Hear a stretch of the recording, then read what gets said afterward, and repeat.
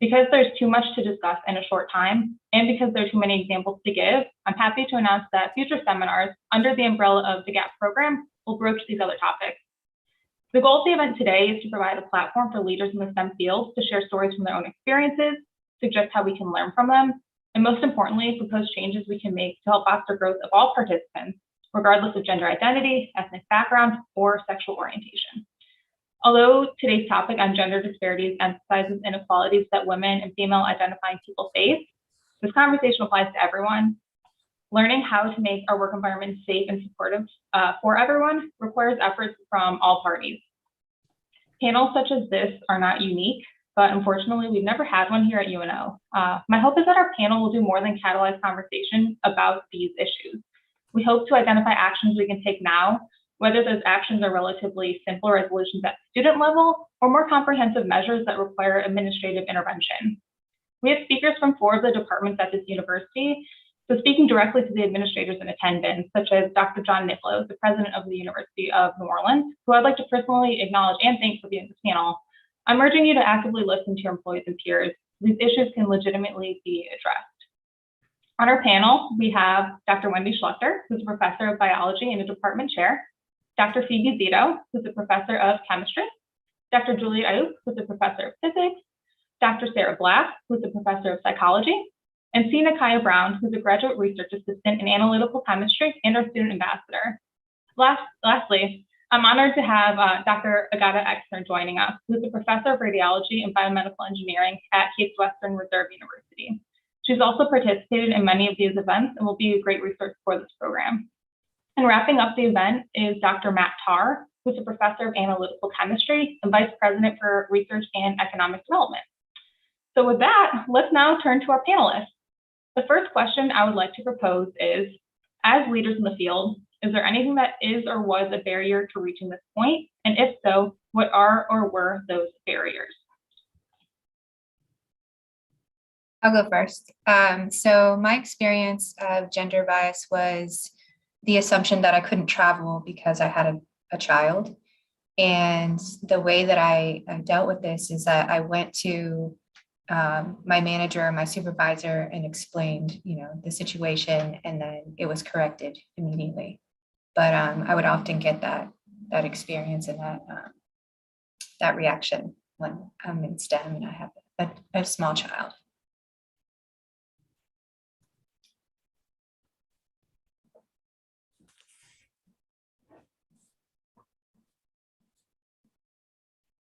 Hey, it's Nakaya. I think for me, I had a very similar experience to what Dr. Zito experienced.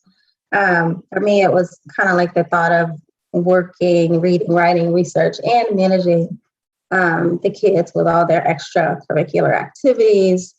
How I was going to do all that. So for me, it was more of kind of getting out of my own way and overcoming those stereotypes that are kind of put in place that kind of just stick with you. And that we've all, I'm sure, have been hearing for years. So just kind of getting out of that mindset was my biggest issue. If I can build off of that, I think that's an excellent point. And sometimes we're our own worst enemies. So we have these, I'm sure you have all mentioned or talked about or thought about imposter bias, where we feel like we don't belong where we are, and we just got there by some magic force, and we didn't actually do all the hard work that got us to a place. So I think that makes us insecure. For me, I started my position when I was very young. I actually didn't do a postdoc. And I started at the same university where I got my PhD. And so it was very difficult. I think more difficult for me than for my colleagues, because I shifted from people who were my instructors, my professors, and my teachers to then negotiating a field where they were my peers. And so I think they were, like looking back and reflecting, it was fine for them. But for me, it was a really hard hurdle to overcome, to see myself as more of a peer than a trainee. And so that took a while. I think related to child rearing, I wouldn't necessarily call it a barrier, but something that has certainly been a stone along my path has been, consistently weighing my options about timing of, starting a family and, things like that. I mean, I think that that's sort of the, like, it's not something that anyone ever held over my head, but it's something that has always sort of informed my decisions and, often led me to question, like, is this the path I want to go down? Because I think the academy in general, but, STEM as well, I think that there is a sense that being a successful academic is incompatible with having young children. And those who do it are seen as like superheroes, and they are, but it shouldn't necessarily take a superhero type setup in order to make that a possibility. For me, I think one of the challenges I had to overcome early in my career was learning how to ask for what I needed or wanted to be successful. And negotiation, I had no training in that whatsoever. And I wish I had had more of that early on, because, you think things are just, you're going to get everything you need, obviously, right? And what I think women don't always do a great job of or advocating for ourselves and what we need. And so having mentors that sort of train you or at least get you ready for that process, I think is something that is undervalued and we don't do enough of.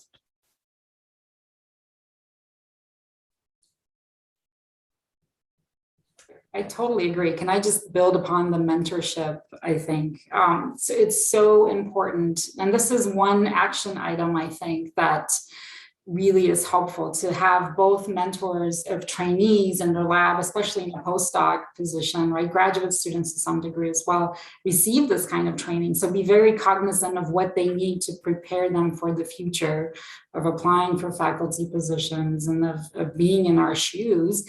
And then likewise for having faculty mentorings at all stages, right? So it didn't happen right away and I didn't have one, but several years after I started, CASE actually started having required mentoring. They call them launch committees. I don't know if you have them there. They're for everyone, for males and females. And, any junior faculty that starts receives a very sort of curated mentoring committee of people in their department, outside of the department, in their research area that can really help guide them and provide the resources and be sort of a place to help, sort of like a PhD mentoring committee, right? They're a resource to get you launched. I think that, one of the things that in anticipation of this panel, I did some, sort of research. And I think that it's interesting to me how, especially when we think about parenthood, that although parenthood certainly affects both men and women, it does, like, the evidence certainly bears out that it disproportionately impacts women's careers if we're talking about negative impacts. And, I think that I have a young child, and part of my experience has been almost feeling as though I can't sort of talk about the fact that I had a child as impacting my work.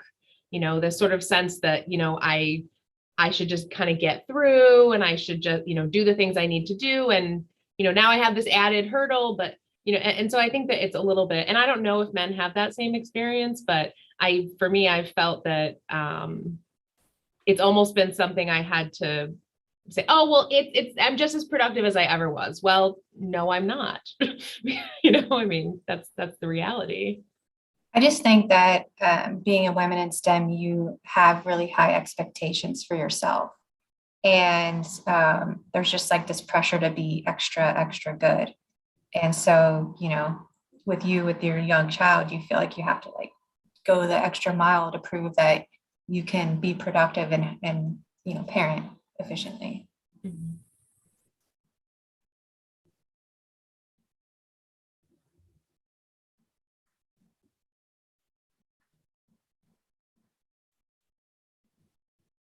Does anyone have any final thoughts on that question?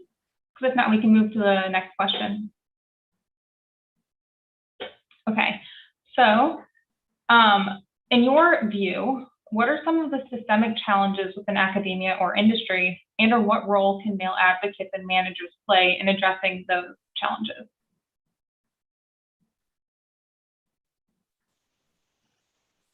So if I can maybe jump in there to start, I think diversity and inclusion would be the number one challenge that I see from my perspective. We have an extremely diverse graduate student population, but our faculty doesn't necessarily mirror that. So I think in realizing that from one's perspective indirectly or another directly, that's sending a message. And I think being able to see yourself within a distinguished population of scholars instills a certain level of confidence. And just having the security, I think, of that confidence is motivating in itself. And I think that me personally as a student has helped me go a long way.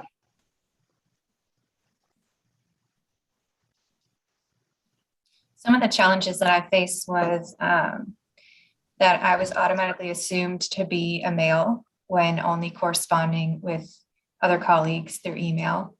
And they were surprised when I showed up and it was a female.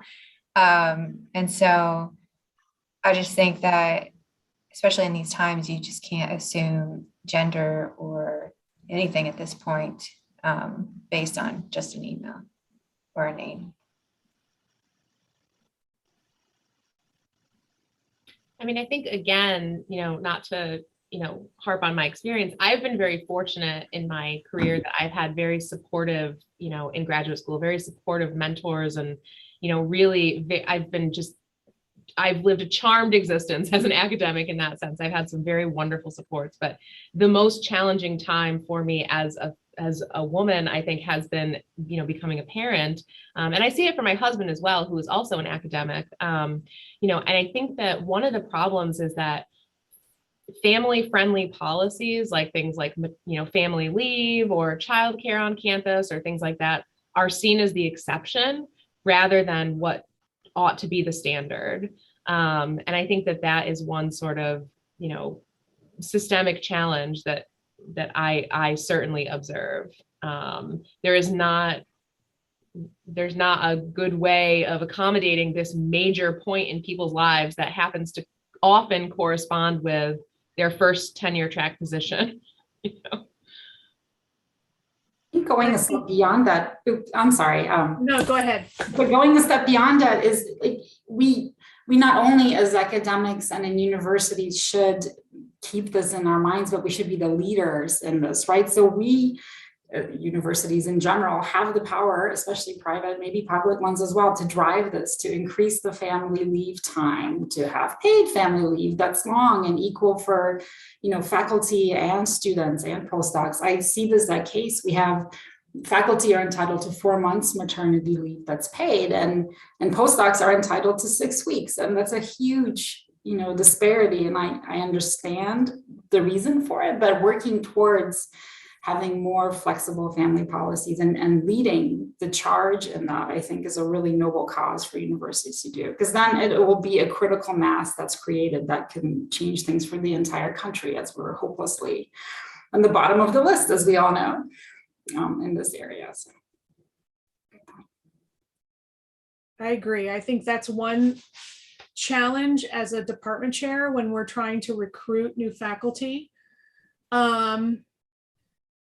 I would like to be able to highlight more of our policies and supports for faculty, male and female, because if you're a parent, having access to those sorts of things can be a huge selling point. It can be more important than salary and other accommodations, I think. And I think that's one area that I think we as a country, as a state, as a university need to work really hard at. And I think we've seen it in the last year and a half, how impactful these work from home policies, and schools shutting down have really just impeded some people's productivity and not others. and it's not been even. And so it's definitely impacted women more.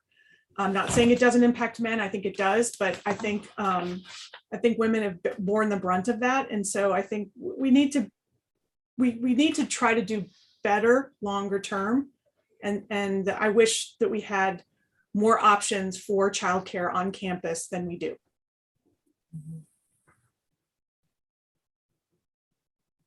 Yeah, and I think that there are some, I think that something, so in contrast to Case Western, here at UNO, we have a grand total of 0 weeks of paid maternity leave. And, that has that, it is what it is. But, I think that it certainly to provide parental leave is something that would require a lot of resources.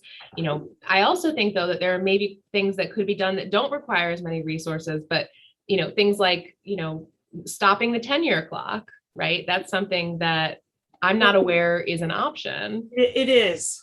Oh, It's it is. a new policy. Okay. It's a relatively new policy. I'm learning something. Yes, it is. There is the option now to stop the tenure clock for many different reasons, including anything for family FMLA, whatever that stands for, Family Medical Leave Act, or any kind of extraordinary circumstance, men and women. So that is an option to do that. There's a form on Faculty Affairs website that you can access to if that's something that you want to do. And that's, I would say, in the last 2 years that became policy. My point still stands, although I apologize for having had not the correct information about that. Yeah.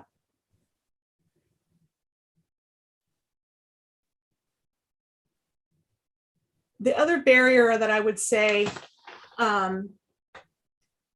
is, I think, depending on how good your mentorship was as you're going through the process, I think we have to be aware that we should ask our mentees what their goals are. Like, not necessarily foisting the best idea for them is to go into academia, but I think graduate students need this because often they underestimate what they can do. And so you want to encourage them, but not force your own views on them. So I think dreaming big for your students is great, but also giving them practical advice on,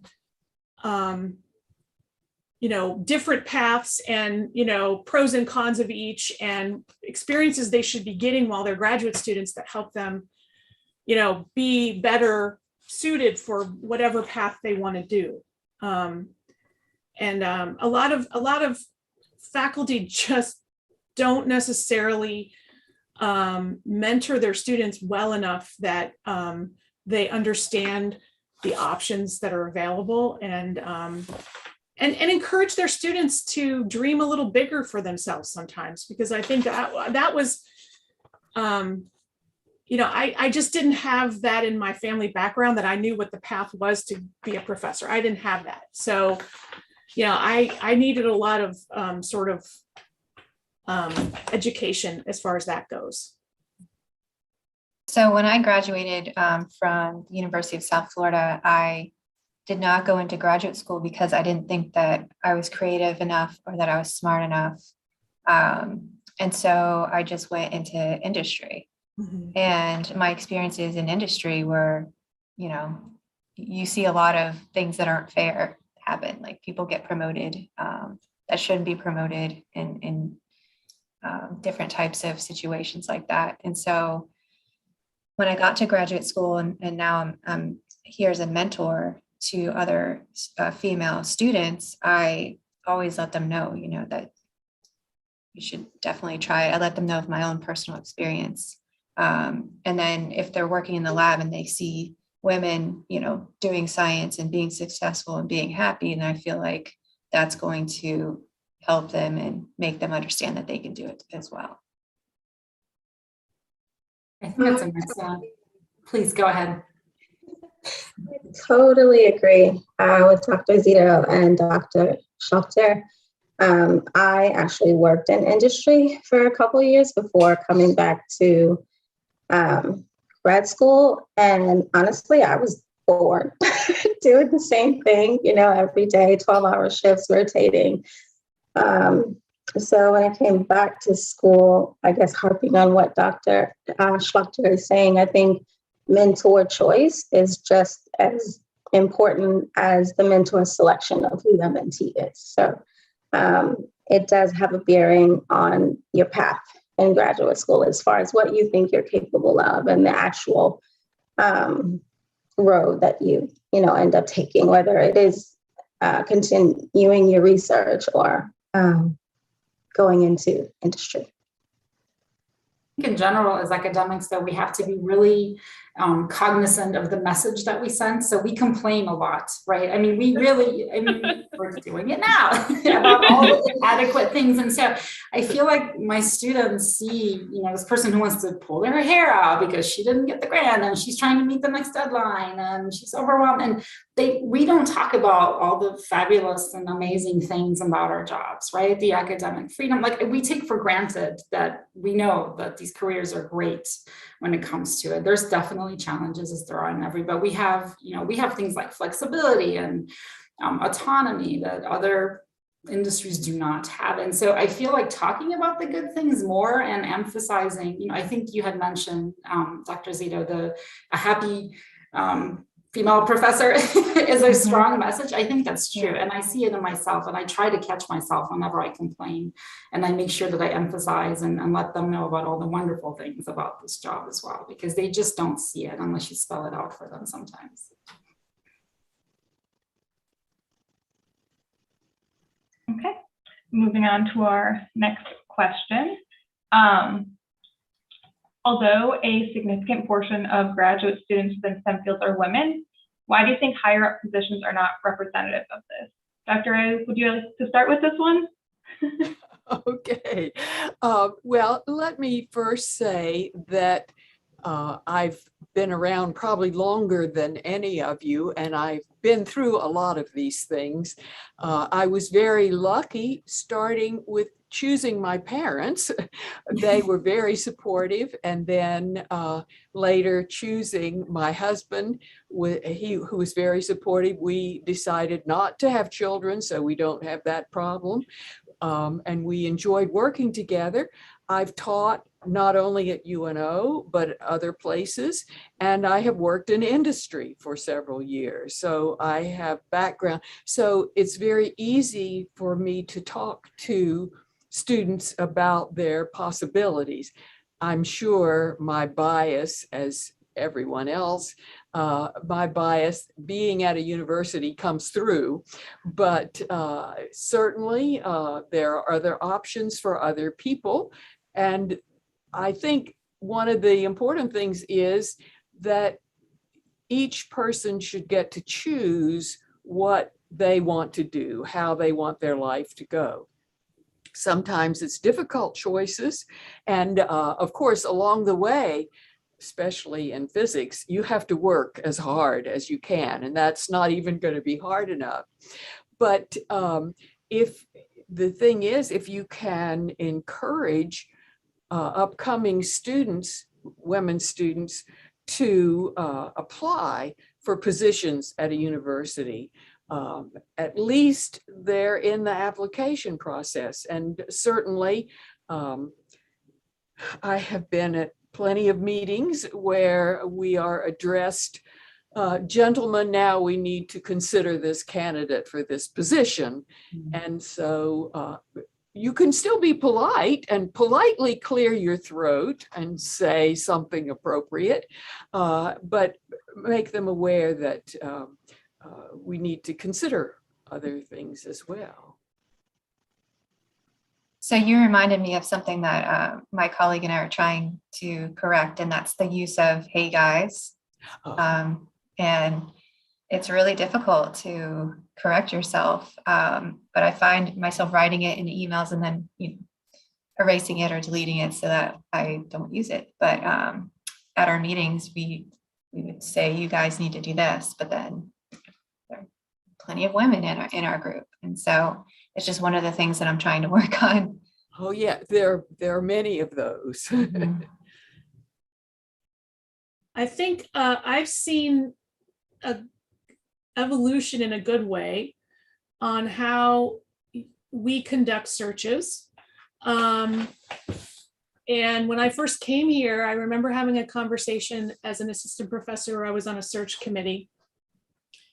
And just saying, you know, I was excited about the search, and I just wanted to make sure it was a diverse group of candidates, you know, and that we were going to have, and I want to preface this by saying my department at the time I joined it was fairly diverse in terms of women. Just me mentioning that I was excited that there, you know, make sure we're going to get some women candidates in a short list. And one of the faculty members was just like, well, gender shouldn't even be a consideration. And I'm like, well, I just want to make sure there's a level playing field, that we get to a list that includes diversity. That's it, you know, and I would say that that's improved a lot as I've been on search committees, that's not even a question anymore, that's part of the process, that we have to show that we have a diverse group of candidates in a shortlist. And so I like that aspect. And as far as the question why we aren't representative, and I think that we have to do a better job of having positions for our students. To you know, the number of positions are not great in academia, and part of that's been the economy and other things that are influencing that.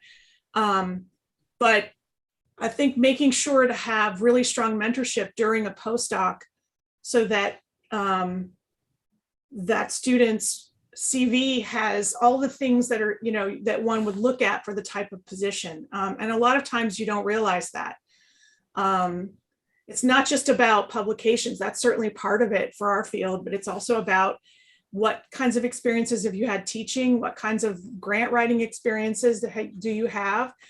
And so, you know, even though our students sometimes view this as a punitive thing, we actually require our students to, you know, write grants, try to write a grant, try to write, besides publications, you know, certain milestones that we want them to achieve. And the reason for that is we want to make sure that when they get out of here, that they have at least part of what they need to build till they get to the next step, which is usually in our field a postdoctoral fellowship. So if I can touch upon something related. So I think, and this was also mentioned by Professor Brown, the fact that people maybe don't have the background, or maybe it was Wendy, you had mentioned that, right? That maybe there's a lot of people who don't come from academic backgrounds, who don't have a family history. They're the first in their family to go to college, maybe the first to aim for grad school. And so they don't really know where to turn. So there are a number of different efforts that I found at CASE are very effective. So for example, we have a prep program. So this is, do you have a prep at your university? This is the Post-Baccalaureate Research and Education Program for Underrepresented Minorities. So this is an NIH funded training grant, and it funds a class of 10 to 12 URIM or URM students who, you know, got a degree, a bachelor's degree, are interested in graduate school or MD, PhD programs, but really don't have the research experience. Maybe they don't have the GPA that's strong enough. They're insecure about their background, or they just don't know where to turn. So this program is a very structured program that gives them a chance to do research for a year in the lab, to get a publication, to take courses, and to really get guidance on taking the GRE, for example. And they have language courses, because a lot of these students don't have English as their primary language. So it's been a really fabulous program. We have seen many of these students, I think maybe it's in its 10th year now, maybe even longer. You know, many of these students go on to be very, very successful with just a relatively minor effort of a year of additional mentoring and exposure to what it's like to do research and go to graduate school. So I think taking advantage of resources like that the NIH, for example, I'm sure the NSF has something similar, make available, you know, it goes a really long way to sort of level the playing field, I would say, and get people into or thinking about graduate school and postgraduate degrees. I think Also- related.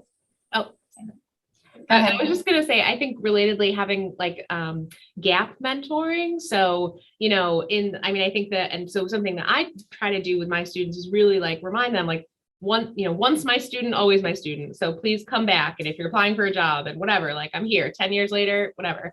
And so I think that is really helpful too, because sometimes when you're out on the job market, you're sort of disconnected maybe from some of your, older, your other mentors. And, so it's just nice, I think, to explicitly, be sharing with your students, like, I'm always here to sort of help you navigate this transition.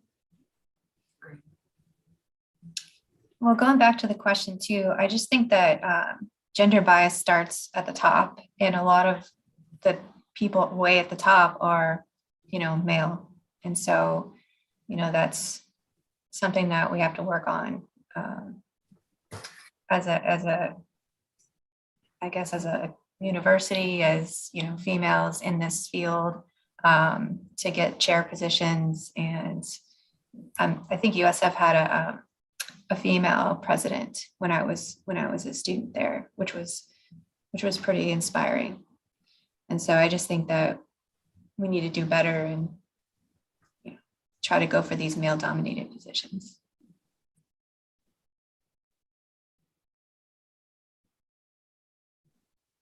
I think, may I just add one more thing, Jamie? I know you're eager to move on, but so I think it's also generational, right? And if I may, I think, the upcoming generations are much more cognizant of the challenges and are able to come up with aware ways of tackling them. And so raising our children to be aware of this and to, I have a son who's 9 and he sees mommy as someone who's the boss of things. And he's very excited about the fact that I'm a scientist and he wants to be a scientist too. But making them aware and cognizant of these challenges and struggles and raising them, I think, to recognize and to be better citizens, I think when they grow up is going to change and sort of shift the tide with time as well. So some of these things just take a long time.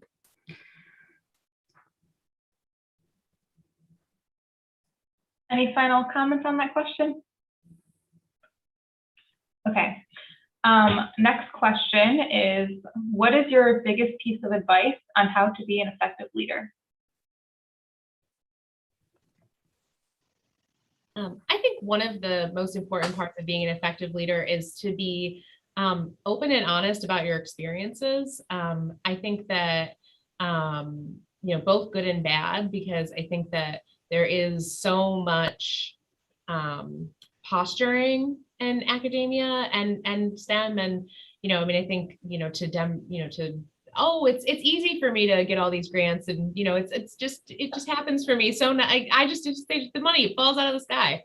I think that, and certainly I think that the point made earlier about not always complaining and sort of demonstrating what's good about the field and the profession is absolutely true. But I also think that I've noticed anecdotally that my students really seem to get a lot out of me saying, let me tell you about a time where I had a failure experience and how did I manage that, to see that their, professors and their, their models have experienced these things and have recovered, I think is really, really important. Yeah. I let my students read my comments from my grant reviews. Even if it gets funded, you read those comments and they're very, some of them are really helpful. And I always try to frame it, look, it always hurts your feelings a little bit sometimes when you get criticism, but there's always truth in what they're saying and they're trying to make you better. And I think getting used to taking criticism, not personally, but trying to use it to make yourself better, and motivational is an important one. But I think you're absolutely demystify that everybody has 100% success rate, because that is not true. We've talked at length in my lab about shadow CVs. I don't know if everyone has seen these or is aware of them, but they're CVs that people write of all their failures, essentially. So like a CV of the grant I applied for and I didn't get, a CV of all the papers that got rejected, like, and just if you look at them, I mean, it's pretty amazing. I mean, we all know, but our students might think that it's a little bit easier than it actually is. So in the lab, like a lot of what you learn is through making mistakes. And so whenever students do something that I've done in the past, I'm like, oh, I've done that before. Or I can at least tell them, this is what's going to happen if you do this. But I always try to encourage them and give them recognition and tell them to take time for themselves, because some of my students just seem to forget to do that. And they're listing off all these things they're going to do, and nowhere in there is, any type of break for themselves. And so I think that's a really important piece of advice too, is to always try and maintain a good work-life balance.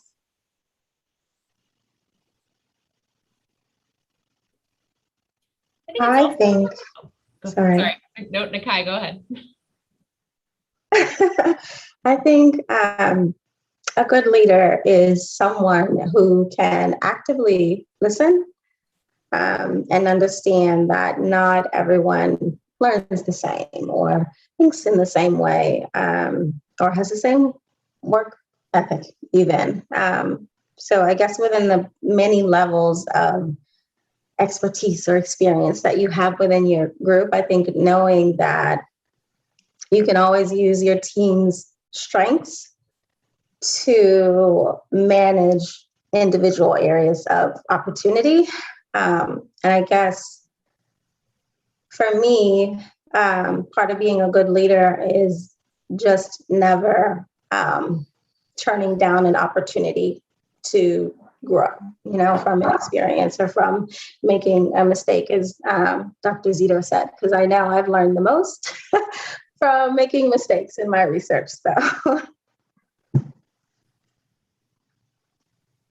Yeah, I would agree. I mean, having, focusing on humility and the fact that we're all humans and that people have families. I think oftentimes sort of at the trainee level, people forget that our graduate students and postdocs are maybe married, have significant others, have parents who are ailing. And so being flexible and treating them like human beings, not like machines who are working in the lab and there to crank out papers.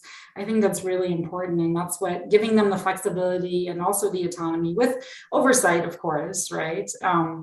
To do the things and do them how they want to do them has always been very effective in my lab. So I always give them the benefit of the doubt. So when someone comes into my lab, that they can be independent and take initiative and schedule their own time. I don't tell them when they can and cannot come in. It's just all about output for me. And I think that that's worked very well. But people then have autonomy and they can make their own schedules, et cetera. And then the other thing I would say is focusing on facts and trying to not make policies that are one size fits all, because they really aren't. And so focusing on data and facts and making decisions that are data driven is critically important, sort of at the at all leadership levels.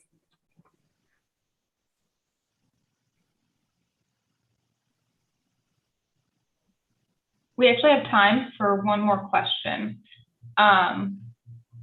Can you talk about ways you've gone about advocating for diversity and or supporting your female peers?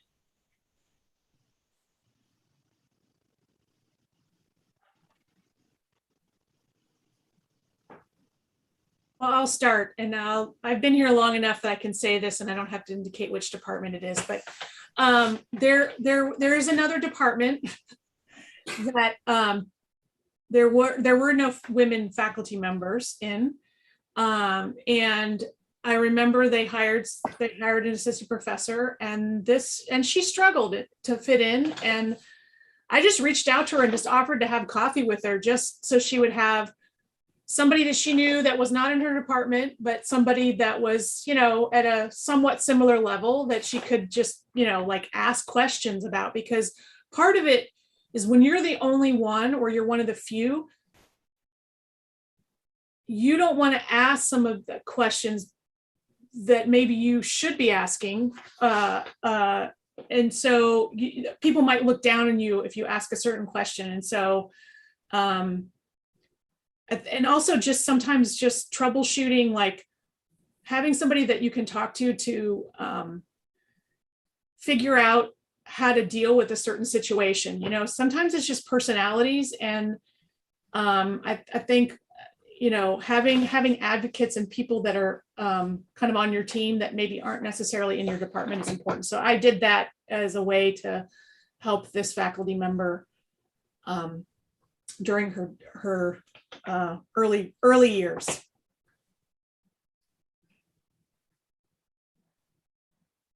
So in the lab, I always try to pair some of the, the undergraduates that come in, the male undergraduates with female mentors, just so that they can, get that experience and see that they're rock stars and they can do anything a man can do.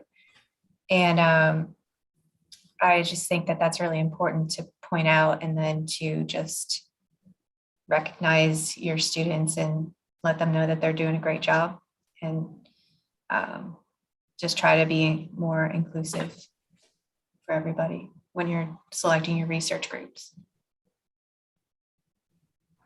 So I've tried to make myself really accessible to my peers. So let them know that, I'm there to help them from different departments. There are not a ton of senior faculty in the School of Medicine or in the School of Engineering who are women. And so I think people know who we are. And so if we come across as approachable and, hey, come talk to me, I always put my name out there and say, it's really easy. And my email's Agata, case study to you. Just shoot me an email and I'll be happy to talk. So, but through doing that sort of over and over again, I've gotten people to come to me and we have coffee chats, or, so we have some sort of informal mentoring sessions, or I review grants, or I give them advice. So I think just putting yourself out there and letting people know that they can come to you, the word gets out, which is good. The other thing that I was going to say is that I try very hard to increase male participation in these women type activities. Like, I think it's very important. Often when we have female panels, the audience is all female. And I think that kind of defeats the point, because we're trying to raise awareness or, or whatever. But we're trying to, I think it's important for men to participate more in these. So when Picture a Scientist came to campus, I disseminated broadly to all the men I knew as well. And I sent it to all the chairs who are mostly male and said, disseminate this to your faculty in general. Don't focus just on women, right? So I think the tides will shift, but we just need more men to be cognizant of and aware of these issues, and shouldn't exclude them from these types of activities. So another thing I try to do too is to invite female speakers for our seminars. And that way, it's just another way to advocate diversity and just have your students see that, there are women in these positions that can do really great science. It's a great idea.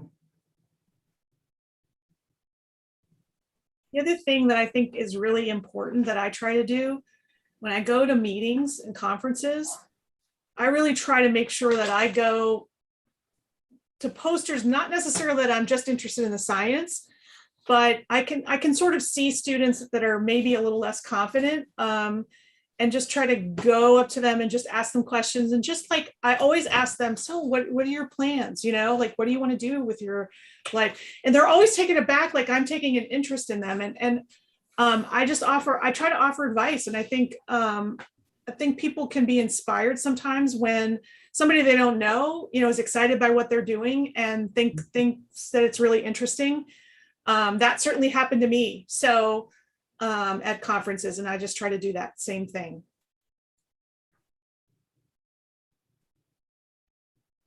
So in our research group, we have a lot of exchange students coming through. A lot of them are very talented young women. So I find myself trying to sometimes act in a mentor capacity to them, but also I also want to kind of build my network of strong and talented scholars who are women, and also male scholars who may advocate for the same cause and, are rooted in that same cause, so that, I don't know, maybe one day we can all get together and, work on a big project together. And, I think it's just cool to kind of have that framework of like-minded individuals who are all about the same cause. I mean, I've just been trying to talk about the experiences that I've had with becoming a parent. because I think that it just so happens, like I was saying earlier, that you often become a parent right around the time when you don't have tenure yet. And so it can be difficult to speak out. But I do think it's important, especially A, of all, because it's very fresh in my mind, but B, of all, because it had, I think, until you have a child, you can't understand the earthquake that's going to happen in your life. And so, I mean, I think that, I just find that it's important to talk to not only, in contexts like this, but, to my students and everything about, sort of how am I making it work and, sort of normalizing some of the difficulties around it. And I would just encourage our graduate students that are tuning in to, and this is true of men and women, but your mentors don't just have to be your advisors, your PIs, whatever you want to call them.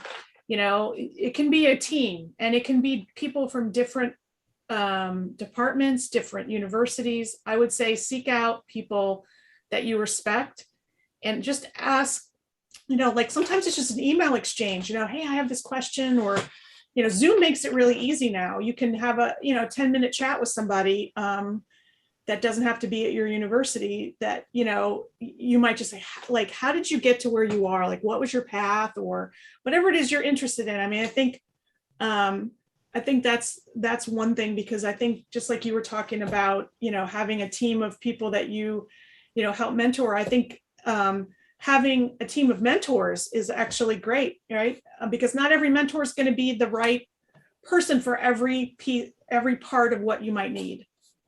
The key word is seeking them out, right? Like mentors aren't typically going to come to you and say, hello, I want to mentor you. I mean, there's that too, because it'll be assigned perhaps if that's a thing. But yeah, seeking them out, intentionally reaching out to people and making connections and starting these conversations, I think is very important. And people do love to talk about themselves. So if you ask them, how did you get there? I'm sure people will be more than willing to tell you about that. So I think that's wonderful advice. We're nearing the end of this panel on gender disparities in STEM. Does anyone have any closing remarks, final comments that they would like to make? So I think that how we as women can do better too is to be more supportive for each other, instead of being competitive or seeing people as your nemesis or whatever, if they're in the same research area. Just to be more supportive and try to find ways to collaborate and network together. And, that could help go a long way as well.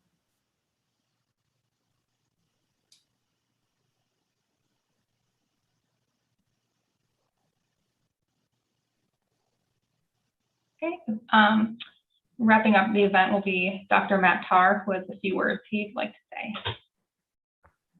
Hi, good afternoon, everyone. First of all, thanks to all the panelists for your participation and your insights. Thanks to Jamie and her colleagues in biological sciences for putting a lot of the ideas and concepts for this panel together, as well as we have a committee on campus that has worked on it. I wanted to add a few comments and mainly summarize what I heard most distinctly from this group of panelists. First of all, education is not enough and action is necessary. I think at least a couple of people mentioned that, and this is something that I've heard in other forums as well. We do have a few initiatives at UNO that are at various stages. This forum today was part of our Picture a Scientist GAP committee work that we started recently. That was inspired by the film Picture a Scientist to identify and improve upon disparities across not just gender, but other types of diversity and equity areas. The Office of Research, which I represent, currently has 12 initiatives that are either in place, under development, or at the conceptual stage to try to address diversity, equity, and inclusion in the realm of research, and that covers not just science and engineering fields, but across all of the disciplines on our campus. The university has a number of efforts. A lot of the DEI work is going into our strategic plan that is currently being revised, and there's just a whole bunch of things going on, many of which are led by our associate provost for diversity affairs and an associate dean for diversity affairs. So there's a lot of stuff. I know I'm not giving details, but if people want to hear more about it, it's going on. Now, takeaways from what people said today. The most commonly stated item today was mentorship. I think everyone who spoke used that word at least once, and if not using that word, use the concept. Obviously, that's a really, really important concept. And I think, I mentioned about action. My office will get together with both the graduate school and perhaps some people on the undergraduate side to work on some evolving mentorship models. I can't remember who it was. I think Wendy mentioned about expanding mentorship models and having more than one mentor. This is actually a quite powerful way of avoiding issues with barriers and also broadening networks. Okay, in addition to mentorship, support networks was mentioned a number of times, and that's an area that we definitely could have improvement. Integrating appropriate language into university communications, whether that's written or oral, that's definitely an area that we could improve on. And then the last one was only mentioned once, and this is from our guest from outside of the University of New Orleans, and that was to make sure to engage those who were empowered, because it's difficult to bring about change when the group that's empowered doesn't know that there's a problem. And whether that's men or any other group, we definitely need to engage those people. So once again, I want to thank Jamie for all of her efforts and just turn it back to her for some closing comments. Thanks, Dr. Tarr. I also want to thank the Office of Research and the Department of Biological Sciences who helped organize this event, and everyone who watched this panel. And I especially want to thank our panelists, Dr. Wendy Schlechter, Dr. Phoebe Zito, Dr. Julia Ayub, Dr. Sarah Black, Tina Kaya Brown, and Dr. Agata Exner for taking the time to join us today. And if you'd like to get involved in the GAP program, you can email the office of the research office at researchoffice@uno.edu. Thanks. Thank you. Thank you everyone. very much.